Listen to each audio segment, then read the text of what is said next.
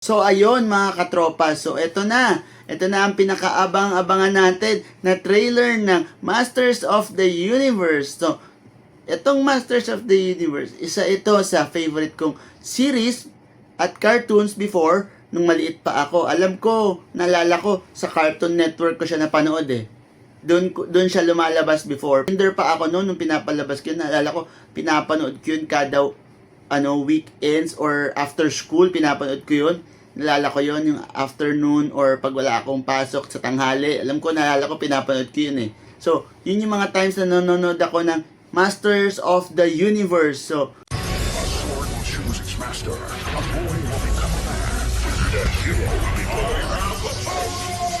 Tommy is proud to present He-Man like you've never seen it before in an all-new original series. Eternia will be mine. Masters of the Universe. Saturday night at 7. Only on Cartoon Network. isa doon si Skeletor at isa doon si He-Man. Yun na nalala kong character talaga na napaka grabe talaga ng digmaan nila. Yung mga fight scenes nila, grabe talaga yun. You've had it, Skeletor. We'll see about that.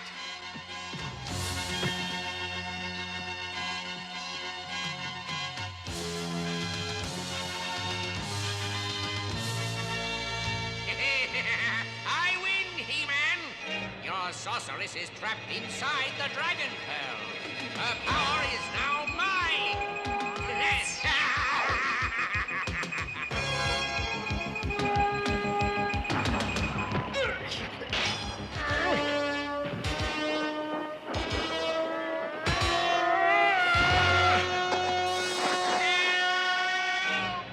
Hang on, Skeletor. Pure drawings talaga siya. Talagang from the drawings, from the characters, from the buildings, lahat, from the universe itself. Sabi natin meron ng a bit, pero hindi pa talaga yung sobrang diverse ng electronic age eh, na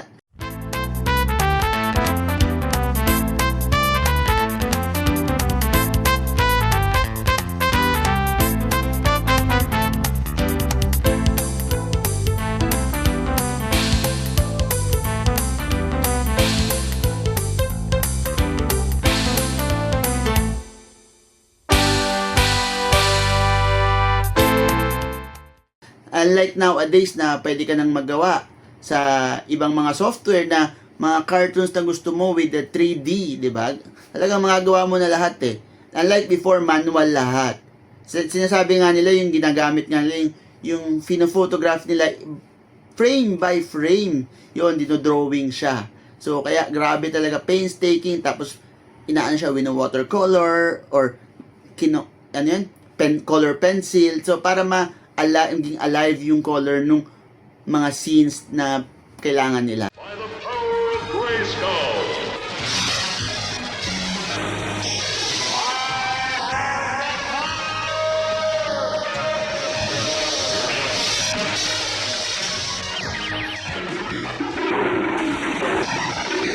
Ranger became the mighty Battle Cat, and I became He-Man, the most powerful man. So grabe, no? Kung kayo yung mga 80s, 90s, so ito ang kakaabangan nyo na meron pa silang nirelease na Masters of the Universe Uno.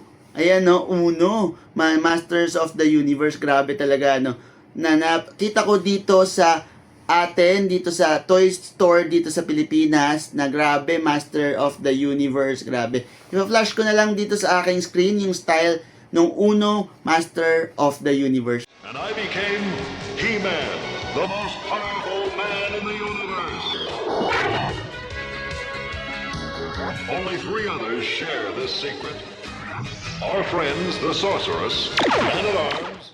Para dito na tayo sa ating trailer. Halina't panoorin na natin ang ating trailer. Yan, ito na. Super excited na ako panoorin ang ating trailer ng Masters of the Universe. Halika na, let's play it!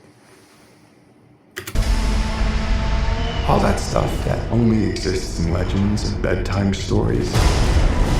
Talking tigers, spaceships, and magic swords that can make a man Ooh, the as sword! mighty as a god. You know, Where I come galing, from, grabe. that stuff is real. Grabe talaga.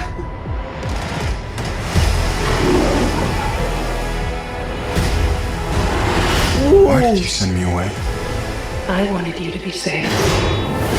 So I sent you to a place I knew that they'd never find you. There's This obsession with nerd stuff and sword things, it's not a good look for human resources.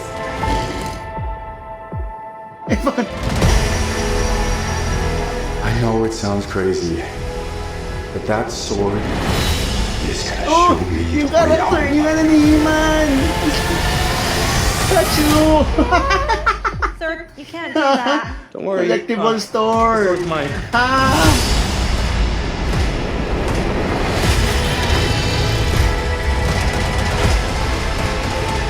Galing! Hang on, it's about to get weird. Totoo, it's really about to get ruined. The colors, the flying shit. Nalala ko yan. Oh! The Grayskull! Ang galing! What am I supposed to do? Ang galing naman nun. Grabe. Oh! Take the sword. Grabe si Skeletor. Take them.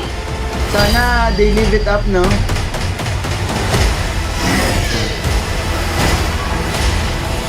Sana yung trailer hindi lang siya sana. Grabe. Yan na. The praise.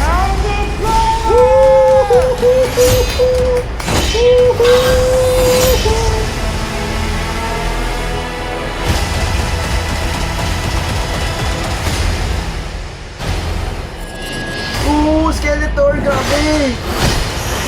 Galing! June 5! Wow! Grabe yung trailer! Grabe guys, nakita nyo ba yun? Grabe yung every inch, every minute ng trailer, talagang impactful talaga yung structure, yung lahat. Pati si Skeletor, grabe, talagang kuhang-kuha nila yung skull-like dun sa cartoons. Grabe! Talagang, they come alive. Di ba? Isipin mo. Lalo na yun, nag-excited tayo yung, I have the power! Grabe, sobrang excited na ako dun sa series na yun. Ibang-iba talaga tong generation na to. Talagang kung sino man yung director nitong He-Man, Masters of the Universe. Talagang, grabe, you did a great job. Trailer pa lang yan ha. Paano na kung sa totoong movie. Pero sana, every part of the movie, they live it up, no? Talagang sana every inch, every minute, every second, talagang maganda yung flow ng kwento. Maganda yung pagkagawa ng trailer, pero let's see, on June 5, talagang grabe. Tignan natin kung ano mangyayari dito sa ating movie na He-Man, Masters of the Universe. Talagang grabe, production talaga to. Sana they live it up to the 80s and 90s. Talagang matutuwa tayo, no? Sana, let's all pray na successful itong movie ito, no? So, hanggang sa muli, yan, this is your resident katropa, Kita Kits, sa susunod na vlog.